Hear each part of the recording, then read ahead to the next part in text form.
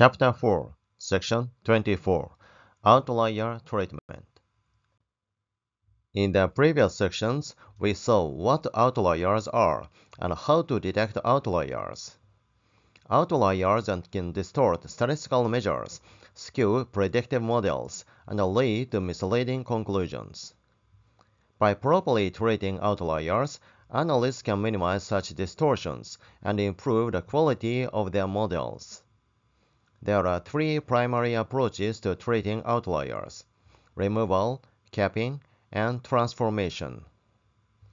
Each method has different advantages, and thus we need to determine which to use depending on the nature of the data, the source of the outliers, and the objectives of the analysis. In the following, we explore each approach one by one. Removing outliers is one of the most straightforward approaches.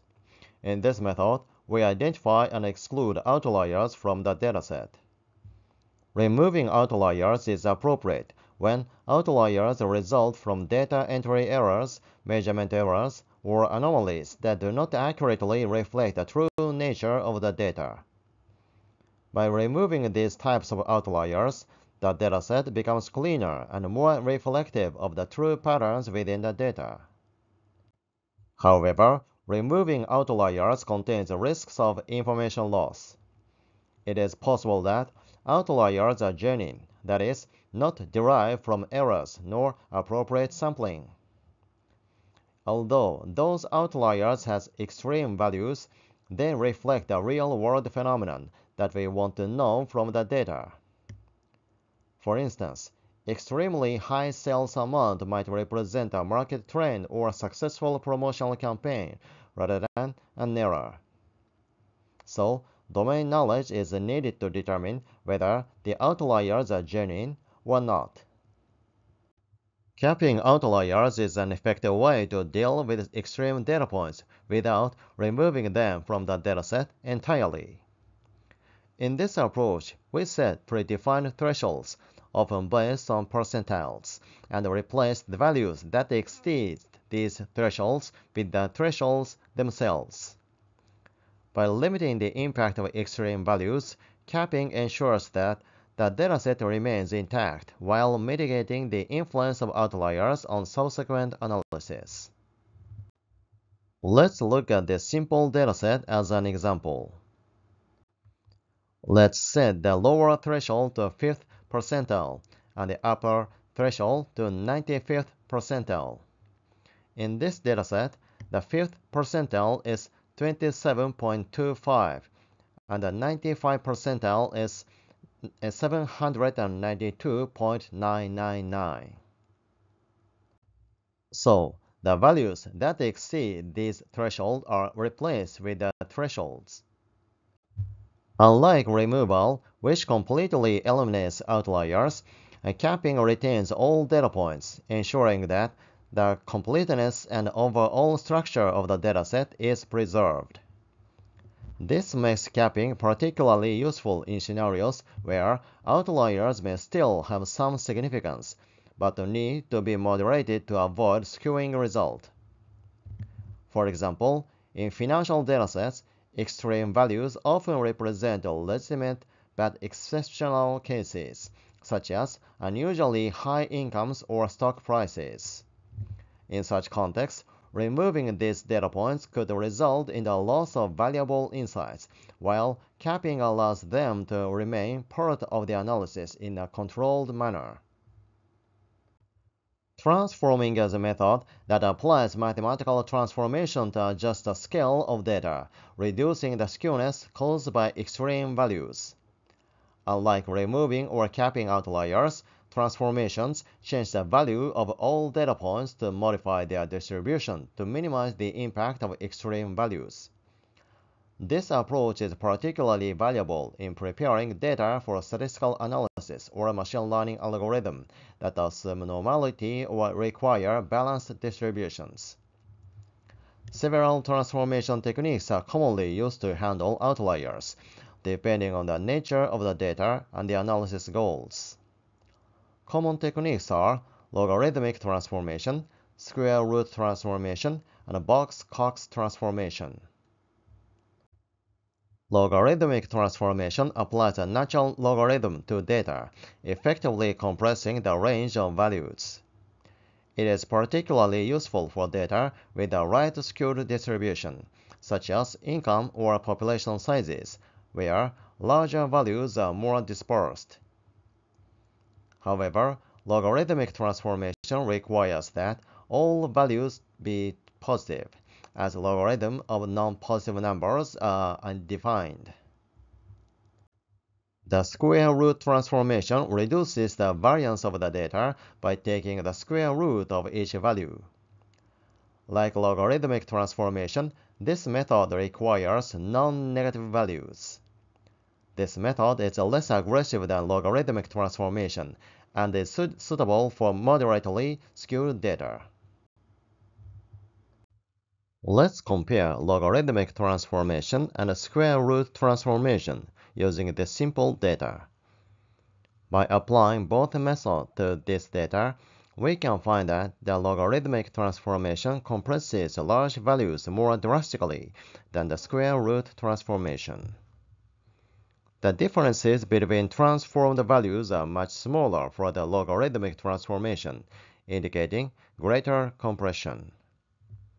Compared to logarithmic transformation, square root transformation preserves more of the original variability in the data compared to logarithmic transformation, making it less likely to mask subtle patterns or differences. Therefore, square root transformation is sufficient for data with mild to moderate skewness, whereas logarithmic transformation is better suited for heavily skewed data with extreme outliers. The Box-Cox transformation is a flexible method for transforming non-normal data into a distribution closer to normality. It is especially useful for handling skewed data while addressing a broader range of values compared to simpler transformations like logarithmic or square root.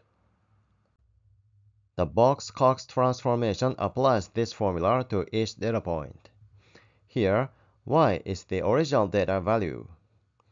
Y prime is the transformed value. Lambda is a parameter that determines the type and degree of transformation.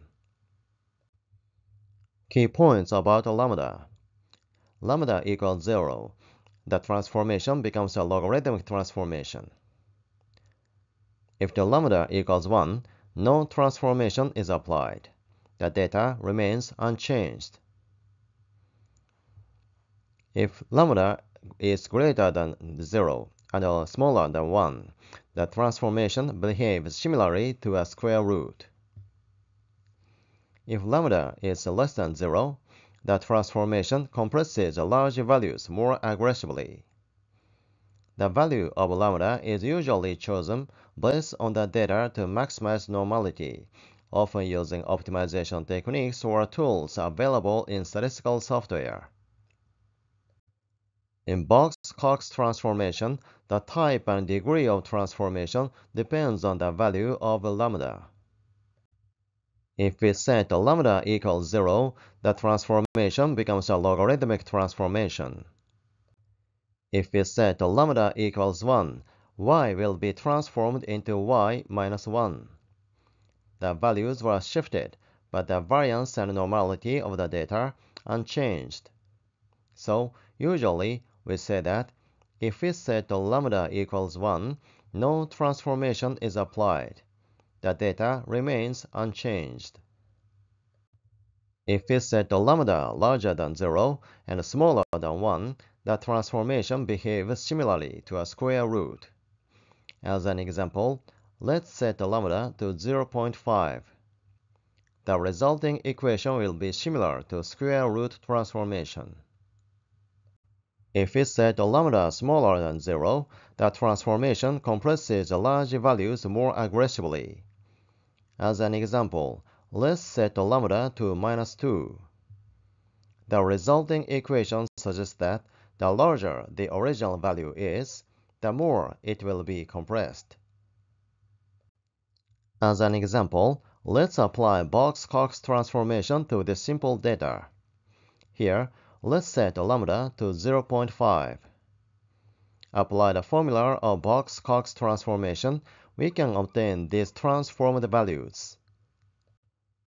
Let's apply the Box-Cox transformation with different lambda values.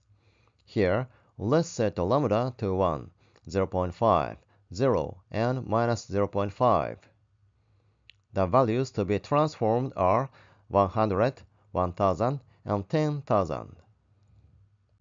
As we can see, if we set lambda equals 1, the transformation does not change the original value. Data is left as is.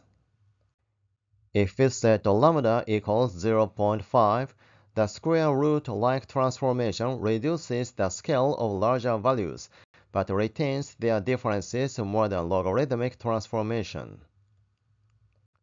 If we set lambda equals 0, the logarithmic transformation compresses the range significantly, ideal for heavy skewness.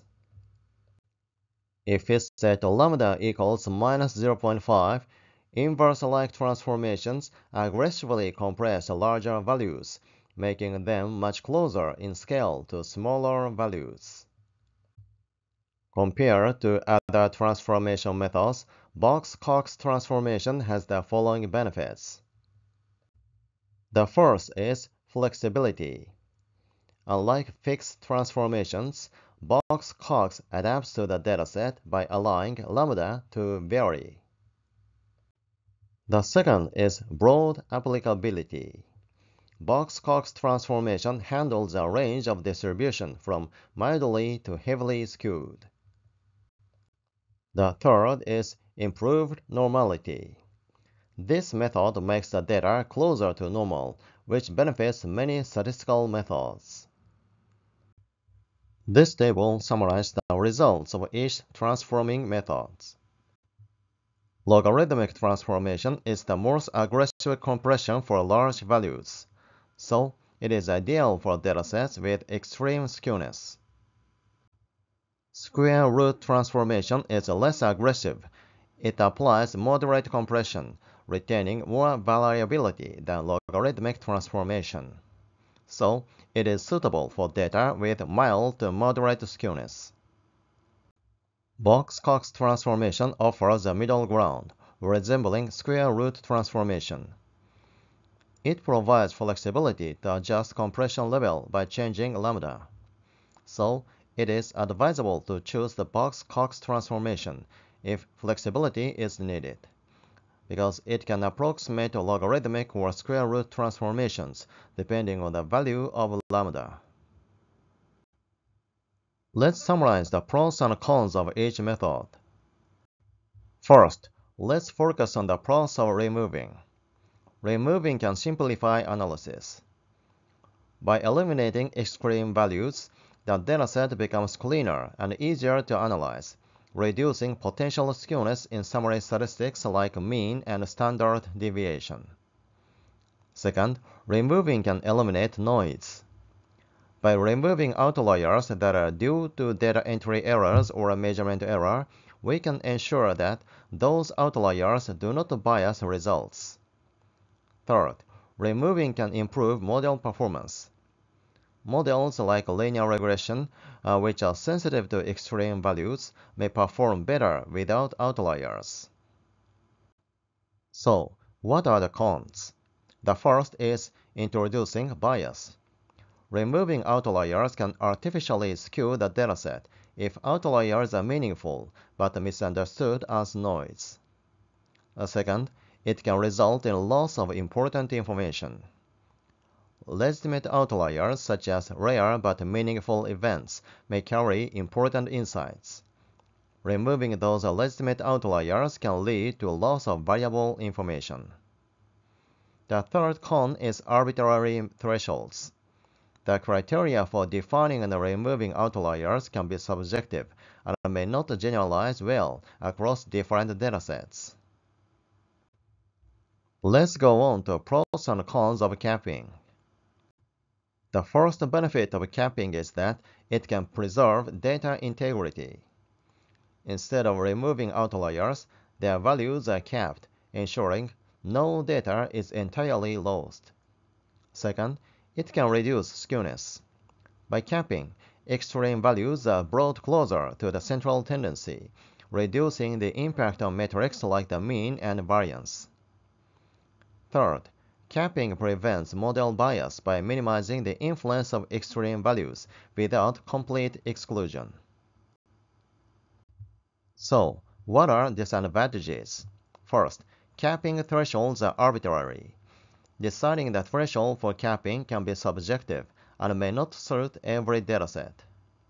Second, capping can mask outliers.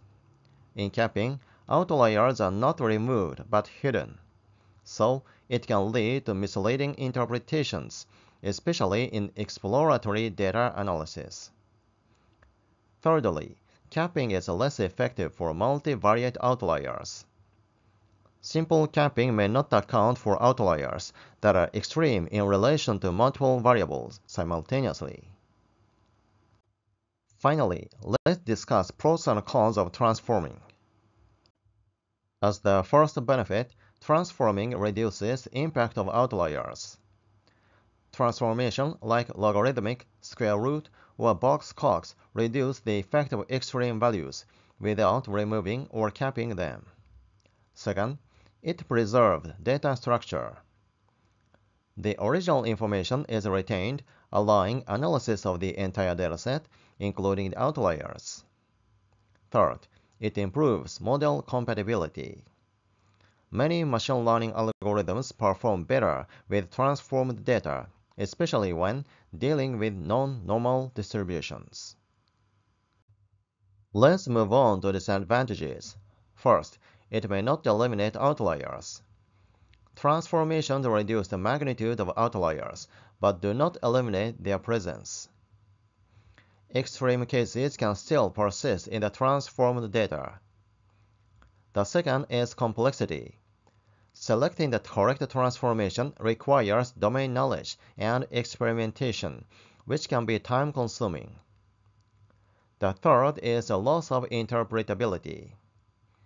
Transformed values can become difficult to interpret, especially for stakeholders not familiar with the transformations. Thank you for watching. If you have any questions, feel free to ask in the comments. Your feedback is always appreciated.